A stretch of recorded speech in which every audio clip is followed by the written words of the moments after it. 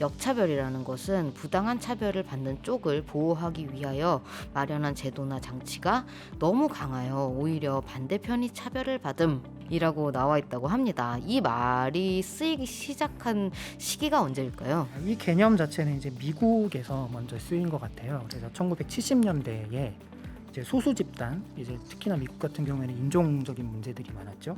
그것에 대한 이제 어떤 적극적 조치라는 것이 있습니다. 이제 뭐 영어로 어퍼머티브 액션이라고 하는데, 이 적극적 조치라는 게 뭐냐면 오랫동안 차별을 받아왔던 소수자 집단들이 단순히 이제 사회적으로 차별하지 않는다라는 것만으로는 상황이 개선되지 않았기 때문에 생겨난 것들이거든요. 그러니까 추가적인 어떤 차별 개선 조치들입니다. 사실 한국에서도 이제 그 국가인권위원회 법이 이 차별에 대한 어떤 것들을 법적으로 규정하고 있는 되게 중요한 법인데, 거기에도 보면 이런 적극적 조치에 해당하는 것들은 차별이 아니다라고 이미 명시가 돼 있어요. 그래서 사실은 근데 또 역차별 얘기를 하려면 결국 차별이 무엇인가에 대한 얘기를 할 수밖에 없는데요. 어제까지 가령 어떤 집단을 막 차별을 했는데 오늘부터 이제 너네 차별 안 할게 그러면 그 사람들이 아 그래? 우리 이제 차별 안 받으니까 똑같이 살 수 있겠네, 이렇게 살 수 있겠는가라는 거죠. 실제로 이제 미국의 소비자 금융조사라는 것을 따르면요, 68년도에 이제 전형적인 흑인 중산층 가구의 부가 이제 연소득이 6,674달러였고 백인 중산층 가구의 부가 7786달러였어요. 이때도 차이가 이미 많이 났죠. 근데 2016년에 되면 어떻게 되냐면요, 이 똑같이 흑인 중산층 가구의 부가 13,024달러인데 백인 중산층 가구의 부가 149,703달러예요. 그러니까 차이가 오히려 네.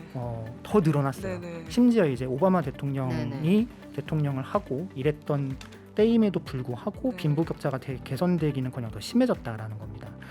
그리고 최근에 이제 나오는 연구들에 따르면요, 차별이 건강이나 수명에도 굉장히 많은 영향을 미친다는 역학 연구들이 굉장히 많이 나오고 있습니다. 네. 그래서 차별이 주는 압력 자체가 차별받는 사람들로 하여금 건강하지 못한 행동들을 하도록 유도한다는 거죠. 그래서 뭐 가령 그 술, 담배나 이런 것들을 막 마약이나 이런 것들에 네. 빠지게 한다든지, 아니면은 뭐 위험한 행동 네. 같은 것들을 하게 한다든지, 네.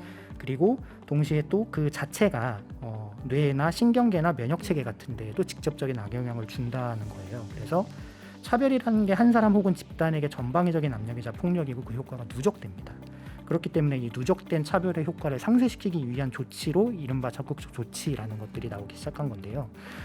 근데 역차별이란 말은 사실은 생길 때부터 굉장히 음흉한 말이었던 거죠. 그래서 왜냐하면 이 말은 사실은 우리가 그 쉬운 말로 풀면 예전에 내 맘대로 하던 건데 네. 이제는 안 된다고 하니까 억울하다에 네네. 가까운 말이에요, 이 역차별이란 말은. 그리고 그 내 맘대로 하던 것이 결국에 뭐냐면 그것이 의도했던 의도하지 않았던 일종의 특권이고 동시에 차별의 어떤 결과물이었던 것이죠.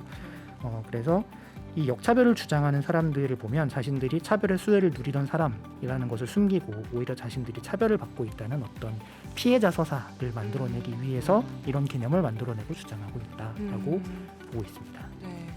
차별하지 마라는 것 자체가 그럼 내 마음대로 진짜 말씀하신 것처럼 마음대로 하던 걸 하지 마라고 하는 거니까 불편하다고 느낄 것 같아요. 그래서 그거를 역차별이라고 더 주장하고 싶은 마음이 들 것 같기도 하고, 근데 우리나라에서는 주로 남성의 역차별이, 남성의 지위에 대한 역차별이 되게 많이 이야기되잖아요. 특권을 잃었다고 생각을 하는 거겠죠? 이게 이제 이 주장들을 잘 살펴보면 이런 식의 이야기들 꽤나 많이 이제 언론이나 이런 걸 통해서 들어보셨을 거예요. 네. 그 성차별의 수혜를 누린 기성세대가 이제 그것의 그 대가를 젊은 세대에게 치르게 하고 있다는 식의 이야기를 많이 들어보셨을 겁니다. 네네. 그리고 이제 뭐 일부 20대 남성이라고 불리는 사람들이 주장하는 바인데, 그러니까 그러니까 수혜를 입었다라는 것 자체는 확실히 맞죠. 그리고 한국 사회가 어쨌거나 과거에 비해서 성차별이 점진적으로 그나마 개선이 되어 왔다는 것도 우리가 일단은 맞는 얘기인데, 사실은 차별이 개선되는 게 이 사람들에게 대가를 치르게 하는 건 아니거든요. 그렇죠. 근데 이제 그런 식으로 이야기를 한다는 것 자체가 네. 뭔가 자기네들이 그것을 마치 누려야 되는데 못 누린다는 것처럼 어떤 종류의 착각들을 하고 있다는 거죠. 네. 그래서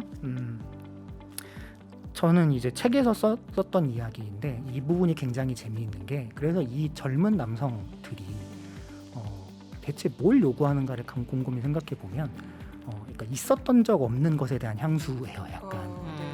네, 그리고 동시에 그러면 그 아버지 세대라고 불리는 사람들은 그렇게 무소불위의 어떤 가부장적 권력을 막 누렸겠느냐? 사실 그렇지는 또 않거든요. 그러니까 그게 이제 그렇게 보이는 것과 어쨌든 생활을 하면서 부딪히고 이렇게 서로 맞춰가고 하는 관계는 굉장히 또 다르기 마련이고, 그리고 사실 이제 보면 한국 사회의 어떤 그 가부장제라는 것이 이제 우리 모델이 아버지가 혼자 나가서 이제 돈을 벌어오면 그걸로 온 가족을 먹여 살린다 뭐 이런 네네. 거거든요.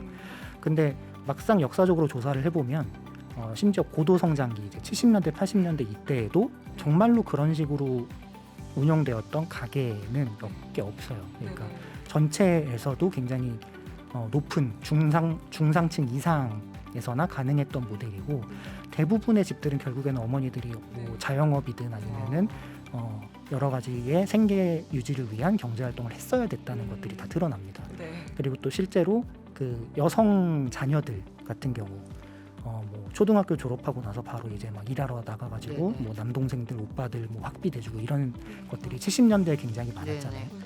그런 것들처럼 사실이 아니거든요. 그것조차도. 네. 그럼에도 불구하고 뭔가 그런 종류의 이상한 그 향수를 계속해서 느끼면서 그것이 우리의 것이어야 하는데 지금 우리가 그것을 누리지 못한다는 종류의 불만을 토로하고 있는 굉장히 이상한 상황. 그렇죠. 그래서 저희가 이게 형체가 없는 느낌이 자꾸 들어가지고 저희가 역차별이라고 얘기가 되는 이야기되는 몇 가지를 좀 가져와 봤거든요. 이게 순위는 아니고 많이 언급되는 탑 5를 한번 모아봤습니다. 좀 옛날 방식이긴 한데 저희 연출님이 열심히 또 만들어주는데요. 하나씩 뜯어보려고 판넬을 준비했습니다.